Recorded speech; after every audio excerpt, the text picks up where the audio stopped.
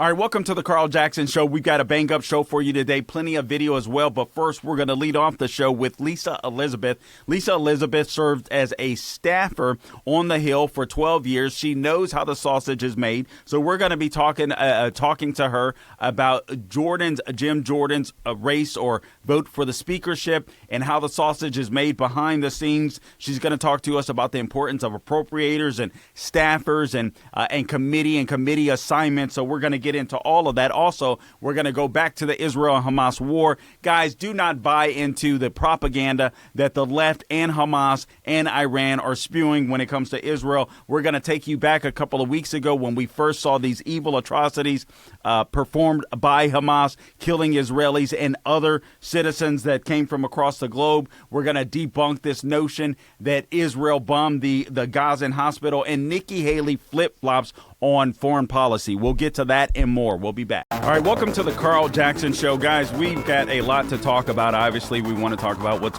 happening in the Middle East. Joe Biden's crappy foreign policy. We're going to be talking about how he is one of the greatest disasters ever to happen to America. Also, we're going to get Trump's take on foreign policy, what's happening in the Middle East, also Ron DeSantis and Nikki Haley flip-flops. I want to talk about all of that. But before we do, there's something that's been happening and brewing this week in the United States Congress, and that is the race for House Speaker. As we sit right now, and this news will change, but as we sit right now, Jim Jordan does not have enough votes to become House Speaker. So I do want to talk about that with my guest. You know her. Her name is Lisa Reynolds, but you know her online as Lisa Elizabeth. So, Lisa, welcome to the Carl Jackson Show. Carl, thank you so much for having me. It's been a lively couple of days with this speaker race that we're seeing right now. Yeah, it has been. And Lisa, I want you to give people in the listening audience your background here. I actually met you, if you will, if that makes sense, on an X space. And you were kind of going off about all of the things that happened behind the scenes in Congress. And I'm like, who is this chick? And you were absolutely lively and you knew a lot of stuff. And I was thoroughly impressed by you. So I messaged you right away. I was like, I have to get you on the show. Thank you. So anyway, I've done some research on you, but give people a little bit of background, if you will, about Sure. who Lisa Elizabeth or Lisa Reynolds is. Absolutely. So I was a congressional staffer for 12 years. A lot of that spent as a senior staffer. I was basically a comms director on the Hill for many, many years. And I think that space was the one where I was yelling at George Santos about not being honest, and he deferred and said, that's right. He knows more than I do. Because he wasn't being honest. And what people weren't talking about then was the pressure that McCarthy and family can put on members of Congress, and not just from swing districts or but they really put that pressure, they exert that pressure on everyone, on red, like even very far, R plus 14 districts. And that's not, a lot of people don't know really the ins and outs of what goes on there. I said that I studied politics, in college and everything like that. But until you get down there and work as an intern, nobody really knows what goes on down there unless you've actually worked on the Hill. It's wild how much people don't understand about the political system unless they're there all the time. But this race is particularly interesting because there are people that are saying one thing in public, like Scalise and Jordan kind of have some bad blood. And so from years past, but Scalise said that he would, back Jordan, but he's not doing it behind the scenes. He's almost, from what I'm being told, working against him behind the scenes. So really? So they made some agreement where Jordan said, okay, I'll vote for you if you lose your run, then you back me. So that's why Scalise on paper is saying, yes, I vote for Jim Jordan. But when Jim Jordan went to him and said, hey, help me whip these people, he said, no, I'm not doing it. And he's, from what I'm hearing, working against him behind the scenes because of bad blood. But the real issue is the appropriators. There are there's like 4 or 5 main appropriators, like Kay Granger, who's actually very conservative. I like her very much. She's another one that's too old. I had to help her walk down the stairs. I'm serious, but she's a wonderful woman, but it's time to go. Right. The Appropriations Committee is known for working across the aisle and trying to appropriate funds, and they're a very bipartisan what do you call it? Why can't I think today? They're a very bipartisan committee. And so these appropriators are worried, these rhino appropriators are worried that Jim Jordan's going to come in there and actually be a fiscal conservative and make the Democrats make hard decisions about cuts, and they don't want any part of that. So if you look down the list about, I think it's Mario, it's Kay Granger, there's a whole list of them. They're appropriators, and that's where a lot of the holdout is. Another thing that's happening is they're getting a lot of pressure from their constituents, and they don't like it. So isn't that fascinating? Isn't that fascinating? It's almost as if they don't want to listen to the people that put them in office, huh? No, and everybody always says, oh, they're from moderate districts. But if you look, there's overwhelming support publicly from the American people for Jim Jordan. There wasn't that for Steve Scalise. There wasn't that for McCarthy. And now we have more holdouts for the guy that the American people want the most. Why is that?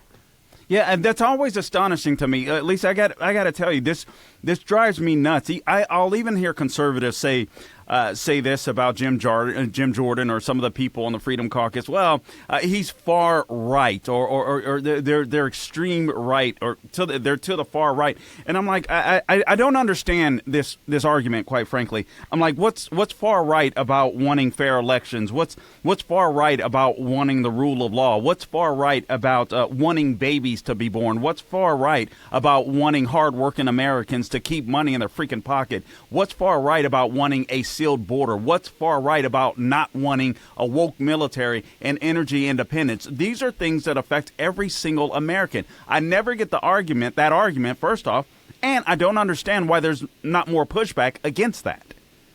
Well, years past, I remember I went to a district director fly-in because I was working in one of the for a congressman in the district. And they had that book from Arthur Brooks, The Conservative Heart, and there was a big push to be the empathetic, right, the work across the aisle conservatives. Well, that hasn't gotten us anywhere. Every time we make concessions to Democrats, they take more of what they want and we get less of what they want. That's what the concession always is. And so the American people don't want that type of leadership anymore. They want fighters. They want people that are going to actually be conservative. And because it's politics as usual in D.C., which it is, which, by the way, is really pushed by most of the chiefs of staff more than the members because they've been there in the swamp for like 12, 13, 14 years. And I want to I want to delve into that shortly, too.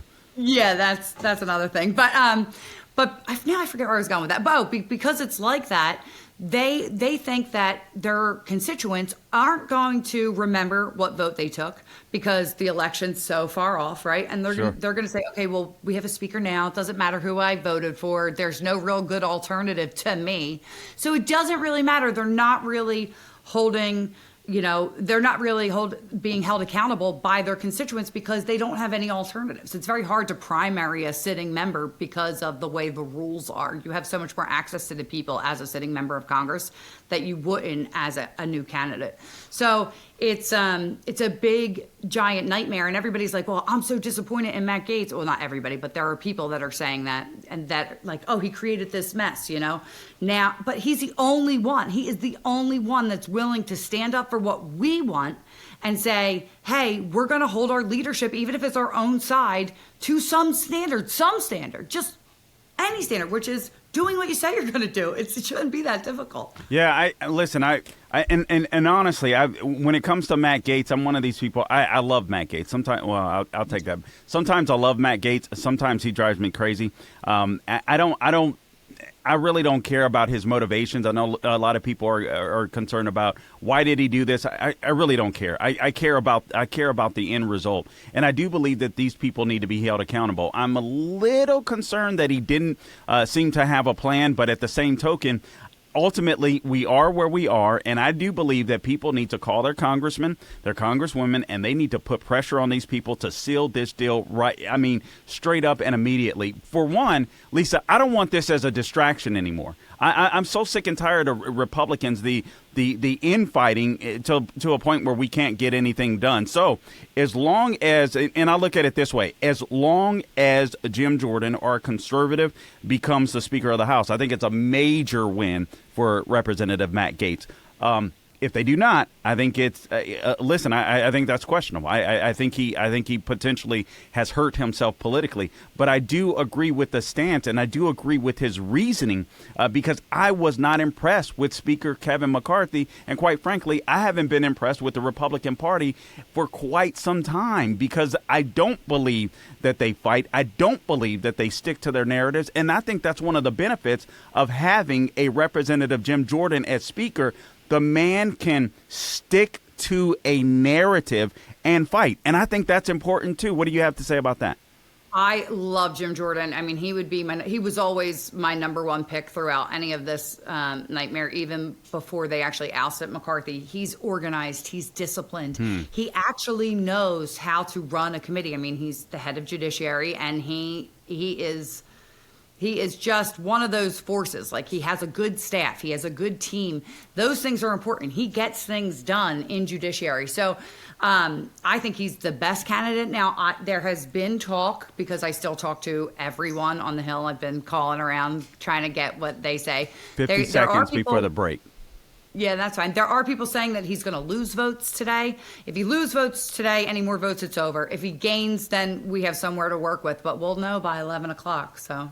Okay. All right. So we need to call, in other words, and put some pressure on those 20 because we definitely don't want him to lose votes again. I don't want this to be a distraction. And I do believe that he is the best candidate, that's available, if you will, or that's willing to run. And you've just mentioned some things that I didn't know. So I want to talk about that when we get back from the break here, Lisa. How do you run a committee? How important is that? What role do staffers play? What role do committees and hearings play? When we send someone off to Washington, D.C., she's got the inside scoop on this. So more on that when we get back with Lisa Elizabeth.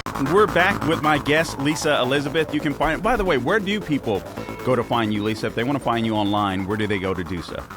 I'm mainly on Twitter at Lisa Elizabeth. I also book for Tim Pool's show, The Culture War, so you should go follow along with that. We have some good guests on all the time. So, just Lisa Elizabeth on Twitter. It's super easy handle. I don't really all right. do anything else but that. I go on shows occasionally when people ask me to, like The Blaze or wherever else, but it's not like I stay home with my kids. Parents should stay home with their kids. Moms should stay home with their kids and do that. That's what they should do. So. All right. So now we know what other topic to bring her back for. So we've got a second topic to talk about in the future. All right. So now, Lisa, here's the deal. So we go and we vote as constituents. We go and we vote for a congressman or woman. And then we assume that congressman and woman are going to be basically putting in tons of work, doing the vast majority of work. All this kind of stuff. That isn't necessarily the case. Obviously, they lead within their offices or whatever. Obviously, they're the boss when it comes to their staffers and all this kind of good stuff. But it doesn't just work like that where you elect a congressman and then all of a sudden that congressman or woman, they're this sole powerful individual that does everything and says everything. All of their thoughts are their own. It doesn't necessarily work that way. And one of the reasons I'm glad you mentioned it earlier, you called George Santos out on in an X space that we were both in, listening in at the time. And I'm sitting there. I think Kyle Seraphin was in there too. And I messaged him. I was like, I think this guy is basically full of it. And oh yeah, he is. But I want people to understand how the sausage is made, what really happens behind the scenes, because you were literally, if I recall correctly, you said, did such and such write that for you or tell you to say that or something to that effect? I said, how come you didn't listen to Vish? Didn't Vish, which is one of his, so Vish is a great, I think there was an article out, he was called the political fixer for the Republican Party. He used to work for Matt Gaetz. He's worked on some Trump things. Vish is a good friend of mine. He's part of the Young Republicans up in New York, and he's very based, I guess, for lack of better words. He's a very hard-nosed conservative, great guy. He was in the Uncle Tom documentaries. I mean, just a wonderful human being, very right-wing. And so Santos brought him on to help with his Republican image, and he didn't vote for the CR. And I said, didn't Vish tell you to vote for that? And he goes, I do what I want. Well, that's not true. They don't do what they want, because everybody knows that we shouldn't have voted for that continuing resolution. And there are people like him, and he's like, well, I'm in a swing district, so it's harder for me. That's not true. It has nothing to do with that. The real reason is, like, people like even Gates, Marjorie Taylor Greene, Santos, and you see Marjorie Taylor Greene had been like cuddling up to McCarthy in these later couple months, right? And that's because when you are ostracized, when you are labeled as like far right wing in the media or something like that, that's, you know, you're basically, nobody wants to work with you. Nobody wants to co-sign your bills. They don't want you on good committees. You're like a political pariah. They want to stay as far away from you as possible. And so when that happens, and then you get punished by leadership, which means you get no PAC money, you get no whatever, it's almost impossible for you to get your message across. So now you're not sponsoring bills, you're not on anything you can bring home to your constituents because nobody wants to work with you, and you're not getting PAC money from leadership, you're not getting that extra support from leadership. So you'll see people like Santos, people like Marjorie Taylor Greene, people like that suck up to people like McCarthy because McCarthy has the power and says, I won't give anything to your campaign. I won't support you. And I will basically blacklist you. And it's happened before. So McCarthy, when he first ran for speaker and he actually pulled out, I think it was when Boehner won, there were a couple members that had promised, who are good new Republican members, and they had promised to other people that they would vote for them. And so they kept their word. Well, he got his revenge years later. He blacklisted them, put them on, basically didn't get them any political money, put them on bad committees, and they suffered the consequences. So there was like, when everything was happening, they're like, nobody wants speaker, nobody wants speaker. No, nobody wanted to say they wanted speaker because they're afraid of McCarthy, right? Wow. Nobody. And that was the truth. Jordan always wanted speaker. If you remember, there were like hits coming around and Jordan's like, no, I'm happy on judiciary. No, he always wanted speaker. Okay, don't lose your train of thought. So it's so funny that you say that, because I sat here thinking, I was like, it's so weird that Jim Jordan for all these years has said that he hasn't wanted speaker, and now he seems like totally gung-ho, like the time is just right. I couldn't square that in my head. You just did. Yep. And that's the reason why. The reason is because the pressure and the pushback that he would have gotten to go against McCarthy would have been wild. And here's the difference, though. I just want to make this clear. Nancy Pelosi, I hear Republicans saying all the time, Democrats stick together. Some of their constituents don't want Hakeem Jeffries, but they all voted for him. And Nancy Pelosi, she could whip people into shape. That's fine. I would want a leader that could do that. I would want a leader like McCarthy to push that kind of pressure if he was going to stick up for Democrats. But he does it and he works with them. He does it and then he drops the ball. If you're going to be that type of leader, one of those punitive leaders that we actually need, like a Nancy Pelosi type, that's fine if you use that power to stand up to the Democrats. But he would take all that power and then concede, and take all that power and concede. And the reason why is that it's easier to win elections if you're on the defense. If you are not in power, it's easier to win seats. It's easier to run campaigns because you can point to the Democrats and say, it's their fault, it's their fault, it's their fault. There's no real incentive to really stick it to the Democrats because you don't want the blowback of shutting down the government, and they own the media. So it's a really complicated position that the speaker would be in, but Jim Jordan has the wherewithal and the conviction to do it. And that's why the American people want him, and the squishes, the rhinos, the appropriators, they don't want any parts of it, because then they're going to have to own back to their constituents the decisions that they make. Yeah, and I got to tell you, it's one of the reasons that the reason that I stated earlier that I want Jim Jordan is his ability to be able to clearly communicate a message and stay on message. I haven't seen anyone in Congress as good as him at being able to do that. I mean, the guy is phenomenal. Whenever I watch him with clips or whatever it may be, I'm like, this guy can he can stay on message. And I really do believe all these people that are saying, man, he's so radical and this and that. If that guy gets in front, if he becomes speaker, and Lord willing he does, if he becomes speaker, and he gets in front of a pulpit, I think he will be able to clearly define, clearly message what conservative principles are going forward. And I think a lot of people will say, yeah, you know what, that resonates with me. I look at Speaker McCarthy, you know, regardless of how this stuff went down, to me, he was never able to do that.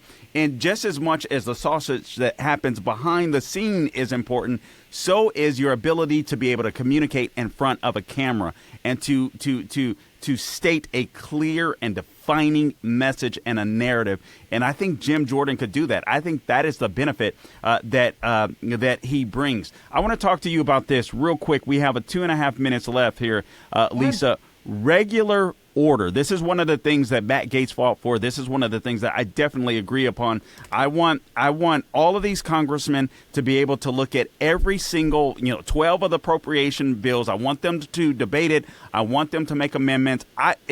That's the way Congress should work. It doesn't Absolutely. work like that. Explain.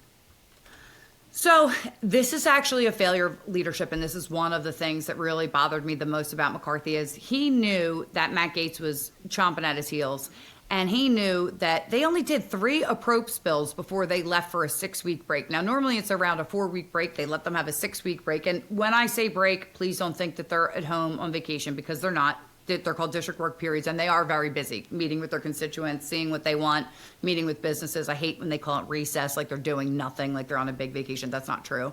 But he should have had, he knew this was coming. They should have had, they only did about 3 appropriations bills, I think, before they left for that session. He should have been doing appropriations bill after appropriations bill and really pushing the problem is that they don't have, McCarthy isn't as organized as Jordan is. I think Jordan could have gotten it done, but they don't care because they're like, okay, this is what needs to be done now. And that's the messaging that they use. Like, okay, we waited too long. It's not really our fault. We're not getting concessions and we just need the CR now. And then by election time, people forget. And they're like, well, what was the CR? What was the debt limit vote? Because we talk about the CR all the time, but nobody talks about the debt limit vote that was before the CR that everybody was having a problem with too.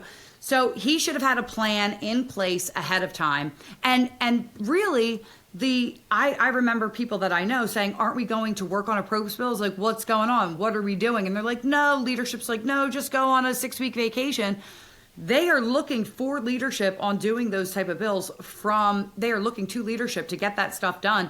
And it's hard to bring, 437 members together to do appropriations bills when the leadership's like, nah, go ahead, go back into your districts. So that is an actual failure of McCarthy, big time. I mean, you need somebody to guide the herd, so to say. So all right. Honestly, this is what we needed to hear. Listen, Lisa, I got to ask you, do you have time to stick around for perhaps another half segment at least? I got a couple more questions that I'd really love to. Okay. All right, so we'll have more with Lisa Elizabeth after the break. I want to know how the sausage is made. I know you do too, so we'll be back with more. All right, welcome back to the Carl Jackson Show. I'm joined with my guest, Lisa Elizabeth. You can find her online. Is it at Lisa Elizabeth on Twitter? That's where she mostly is, so that's where you can find her. Is that correct, Lisa? That is correct. Lisa Elizabeth, all one word, super easy. All right, so super easy for you. So go and find her. You'll have fun checking out her tweets, and she is a wealth of knowledge when it comes to the inner workings of Congress. Lisa, I gotta take you back to before we went to the break. You were talking about these continuing resolutions. These continuing resolutions drive me absolutely crazy because all we do is every couple of months or few months, whatever it is, it's the talks of the shutdown. I don't understand. Well, actually, I do understand, but I want you to explain it. I want an annual freaking budget. That should not be difficult. That should be something that Republicans should want and fight for. And quite frankly, it's something that they should be able to communicate to the American people. They have not done that so far. That's another reason why I think Jim Jordan would be great for the speakership, because I think he can clearly communicate that. Absolutely. Don't hold your breath, though. Unless it's Jordan. Man, you just stabbed me in the heart that quick. All right. It hasn't been that way for years and years and years. And it's because people are so afraid of taking the hardline votes, and they're afraid because of their staffers. Chief of staffs will say, hey, listen, wow, this is kind of what happens, right? If you want to be seen as a good team player, right? So say we have a guy who's on energy and commerce, right? Okay. And all of energy, and there's a big vote and it's coming down to the wire and it's going to go through anyway because of Democrats, right? Why would he take a hard vote and vote for the continuing resolution if he knows it's going to hurt him in his district, but it's not going to affect the overall vote, right? So he'll say no, he'll vote against the CR. However, if it was tighter, if it was like a tighter vote and there was a chance that it was actually going to fail, you would have had more of the moderates vote against it. You would have had more of the right-wing, hard-nosed ones that voted against it vote for it, because then they would look like they weren't team players, and then they would get punished by leadership, right? So they have to be strategic when they're voting for things like the CR, because it will affect how they interact with their other colleagues. They'll look like a troublemaker, and then they won't get bills sponsored, or they won't get that thing that they want built in their district for their constituents. That is how it works, and I think that people fail to see that. They say, well, why didn't my congressman vote for that? Because he was getting pressure from leadership. That's usually always the way. We are responsible to members are responsible to their constituents, and they say, okay, well, so rhinos come from rhino purple districts and they vote that way. But it's really, their purple voting people aren't going to remember how they voted on the CR. They're just not. That's a fair point. That's a fair point. Everybody think it's only a certain amount of the electorate that is this engaged. If I were to go outside and talk to my kids' moms, They don't even know what a continuing resolution is, right? Yep. They have no idea. They just know the rest of the messaging. So just know that it comes from leadership. The pressure comes from leadership on how conservative or moderate a Congress is going to be. And that's why we need somebody like Jordan, who, by the way, isn't far right. We should all embrace far right anyway. Fine, I'm far right. Let's be as far right as possible, right? I'm tired of being scared of that label because of the left. But nonetheless, we need somebody who has a proven record of being firm as a leader. And Jordan not only has the staff and has gotten so many things accomplished with the Republican Study Committee and the judiciary. He is proven that he can do it, and he's a very strong conservative. But he's not like a Paul Gosar, who everybody, his own family, doesn't want to talk to him, right? He's not one of those. He's a very reasonable, hardline conservative, and that is what the public is clamoring for. They're begging. This for. Is the time. I don't understand. This is the time. When you look at this senile guy in the White House and his administration, the differences between the left and the right are so stark. I don't think you can create a better time for a real, true conservative to rise up as speaker, and for us to be able to get some of our policy agendas accomplished. I do want to ask this: staffers. All right, staffers play a huge role. You were you were a staffer for 12 years, as you mentioned earlier in the show here, Lisa. What role do staffers play? And let me say this: a lot of conservatives are like, "Hey, listen, term limits." Maybe I'm wrong on this. I'm like, I don't want term limits. I want people to pay attention to politics. I know that's a bit of a fantasy. But when it comes to staffers, I think, should there be term limits for staffers? Maybe you'll change my mind here. What do you, when it comes to staffers, what role do they play? So staffers, especially chiefs of staff, and listen, I love my old chiefs of staff. Well, most of them, right? I actually really like them, but as people. But what happens is they're down there since after they graduate college. They stay there. You really can't do anything on the Hill as long as you start you have to start, unless you're a council, you have to start as an intern. Almost every person that is a staffer there started as an intern, and they worked their way up from legislative to staff assistant, legislative correspondent, legislative aide, legislative director, chief of staff, press secretary, whatever. But everybody starts as an intern. It's almost impossible to work up. So now you're thinking about and that moves quickly. Like that progresses like over 2-3 years that you get to a period of senior leadership. But these people stay there from the time they graduate college till they're 41, 42, 45. Right? So they're down there for 20 years, and they have that swampy, we need to make things work. We need to work across the aisle. We need to do what's good for fundraising, right? And so a member will come in fresh, like, I'm going to stick it to them. And they're going to say, well, wait a minute.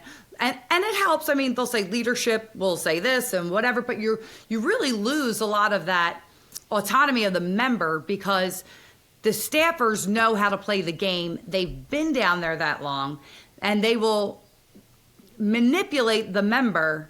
And I've seen it happen with at least 3 people that I've worked with.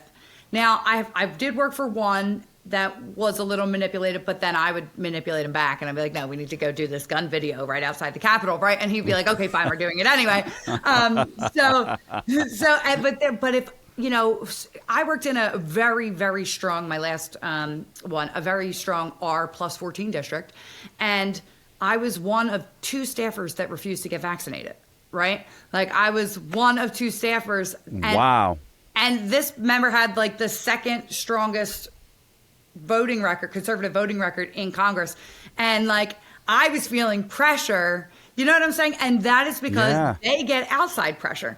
And that is because the chiefs of staff listen to CNN because they don't really have the Fox News in their package. Not that Fox News is great because it's terrible, and then those ideas start seeping into their brain. Like, I swear, it's like osmosis. Like, the swamp starts to mold people's brains. You have to have a very strong conviction to stay pretty far right or, you know, pretty squarely conservative if you're down there, because these people have been like cycling through different 5, 6, 7 members, you know, and they've been down there for 19, 20 years.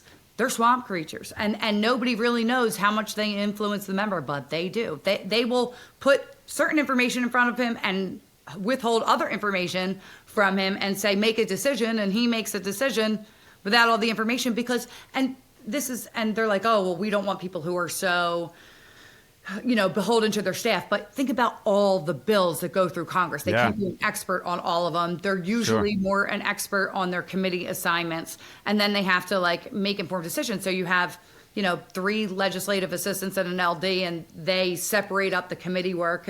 But it's them that are presenting the information, the summaries, how they should vote to the member, more than it is the member going through all the stuff themselves. Okay, so we only have a minute and a half remaining. If Lisa Elizabeth were to fix Congress, what would she do? What do we need to do? You know, I would actually take away big PAC money. I hate seeing big PAC money for sure. You know, Citizens United, yeah, whatever. I would take away the PAC money. I would bring back earmarks, oddly enough, because what we used to do was horse trade and bargain for things in people's districts. And so you would say, okay, you know, it makes it a little bit better to work for, but you actually can focus on what you're supposed to do and make your district better. So I think that there needs to be some horse trading back involved, because now everybody, it's been, since we got rid of earmarks, we've saved a little money, but we've also polarized the extremes. Like, well, I'm not going to work with you because what am I going to get out of it? I'm not going to get that bridge built that I desperately need, or that port fixed in my district. Right. So it's definitely polarizing and causing stalemates. Now, I'm also of the opinion that less laws we pass, the better, because I'd rather have no bills than, you know, 1,000. We should stop renaming post offices and give staffers term limits. Like, you can only be a chief of staff for 10 years. I don't know. Okay. All right. I mean, that helps. And I would love to get, I know it's a difficult task, but eventually I think we have to get rid of these continuing resolutions. We need an annual budget. We need someone that's strong enough to come in and recommend that. Anyway, Lisa Elizabeth, thank you so much for joining us today. You've been a wealth of knowledge. God bless you. Thank you for having me. I really appreciate it. And hopefully I'll see you soon.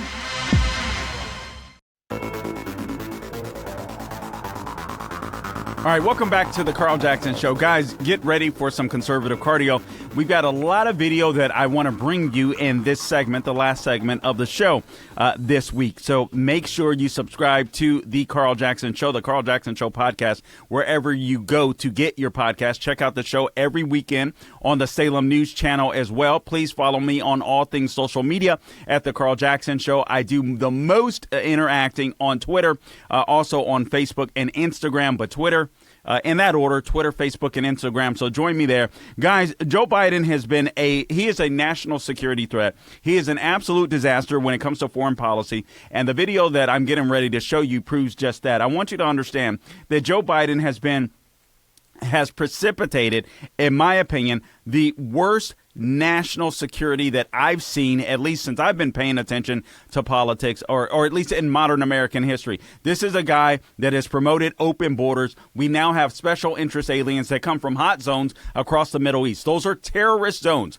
where terrorists are, where terrorists come from. We have them flooding across our U.S. border. Biden abandoned our energy independence, emboldening places like Russia, emboldening places like Iran. As a result of Joe Biden's policy, Iran has become that is the world's leading state sponsor of terror. Their proxies are Hamas and Hezbollah. Also, the military has gone woke under Joe Biden. His economic policies has put America in a precarious position, made us vulnerable. You have all of these people, whether it's Xi Jinping of China, whether it's Russia, whether it's the Ayatollahs of Iran on the march as a result of Joe Biden. And not to mention our supply chains and our food supplies that are under threat with this man in the White House. But what he's done with Iran and emboldening Iran is causing this disaster that we see in the Middle East. And now we've got people that are fudging. They can't figure out which side they're on when it comes to Israel and Hamas. Hamas is ISIS.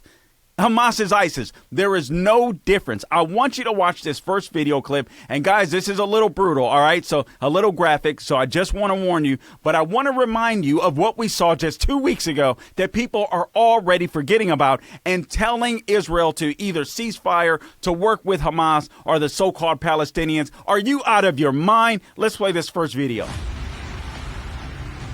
American citizens. It wasn't just Israelis, British citizens that Hamas killed. French. Look at these heinous crimes. This is evil. Thai citizens, Canadian citizens, Brazilian citizens. A strong Hamas, a strong Iran is a threat to all of us. Mexico, Argentina,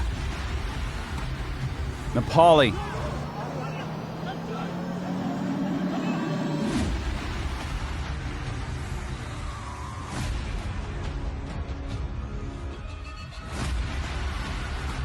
You tell me, you tell me how you can work with men and that are terrorists that'll rape and maim and murder women, men, and babies. How do you work with them? And don't buy into this narrative that listen, Israelis are killing civilians. Israelis are doing their best to avoid civilian casualties. There's been this big drama earlier in the week about a hospital that was in Gaza that was struck by a missile, by a rocket, and many were blaming Israel. It was not Israel. Guys, you have to understand how Hamas works. They use Palestinians as their shields. They store their weaponry inside of safe spaces, whether it's hospitals, whether it's offices, whether it's schools, whatever they can do to shield themselves, to protect their rockets, they will do. They shot off rockets. Let's go ahead and roll the video here, Gabe. They shot off rockets. The rockets that they launched ended up, I think they have like a 30-40% failure rate. One of those rockets hit the hospital and they blamed Israel. The propaganda is unbelievable, worse than I could have ever imagined. Let's roll the video, please, Gabe. This is proof of Israel's claims that it was actually missiles from the Gaza Strip shot into the direction of the El Ahli hospital in Gaza City and not from Israel. This is Channel 12's camera. It is a camera situated in the city of Netivot, and its view is of the Gaza Strip. You see the time stamp on this. It's 6:59, and this is when it happens. We can press play on the tape, and you can see very clearly. Again, this is Channel 12's camera. You can see the rockets. This is the left red stamp fired over the hospital, which is the right, and you can see the blast. So that is proof of the fact that it came from the Gaza Strip. Our cameras, Channel 12's cameras. The President of the United States has already said it appears it was done by the other team, meaning he also... Why would we believe people that want to kill innocent men, women, and children, people who slaughtered basically hippies that were in Israel, peace-loving hippies, if you will, that were at this music festival, slaughtered them in cold blood, and we're going to believe Hamas, terrorists, over Israel, our best ally? Now, I want to show you another thing. I am a never Nikki Haley person when it comes to the primary. Now, if she were to become the nominee, which is unlikely right now, it looks like Trump will be the nominee unless DeSantis gets a one-on-one. But she's rising in the polls, all right? And so Nikki Haley, in my opinion, I believe Nikki Haley is one of these quote-unquote compassionate conservatives that sometimes thinks with her heart instead of being strong and just sticking to logic and policy. And I think she got caught. Actually, I know she got caught here. She flip-flopped on this notion that it's a good idea to bring Gazans or Palestinians to the United States when we have a border crisis. Are you kidding me? These people are taught in their schools in Gaza to hate Jews. A lot of these people believe that Israel is the little Satan, America is the big Satan, and you want to bring them into the United States of America? Are you kidding me, Nikki Haley? Let's go ahead and roll the video, please. So you agree with Ron DeSantis? I've always said that. I mean, that's the last thing we want. One, because we don't know who they are. But two, Bill, look at the fact that Egypt doesn't want them. Why doesn't Egypt want them? For the same reason that we should not want them. It's because you can't vet them. There are so many of these people who want to be free from this terrorist rule. They want to be free from all of that. And America's always been sympathetic to the fact that you can separate civilians from terrorists. And that's what we have to do. Okay, so that flip-flop, the latter part of that video was the real Nikki Haley. That's the real Nikki Haley, leading with her heart. I'm sorry, we don't have time for that when we're dealing with terrorists. What I want to show you real quickly are two real leaders, in my opinion. First, we have Governor Ron DeSantis' take on this take of Nikki Haley. And then I want to play a video of former President Trump as well. These two guys are stronger on this issue.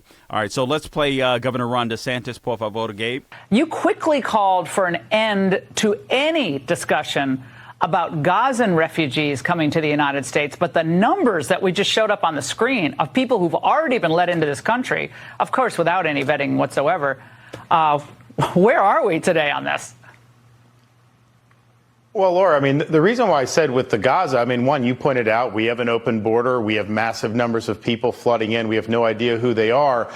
So we just don't have the capacity to do it. But also importantly, you know, bringing people in mass numbers, you're also bringing in the culture that they're coming from and the pathologies in Gaza with how they're taught to hate Jews and all these other things. We don't want to be importing that into our country. So when you have massive numbers, and you're importing them in from cultures that are different from ours in ways that may clash with our values, you know, that's not strengthening the United States. And so I look at these things as, you know, are these things benefiting our people or are they not? Clearly, when you talk about bringing in hundreds of thousands of people from Gaza, that is not benefiting the United States of America. That would increase anti-Jewish sentiment in this country and increase anti-Americanism. I don't want to be a part of that.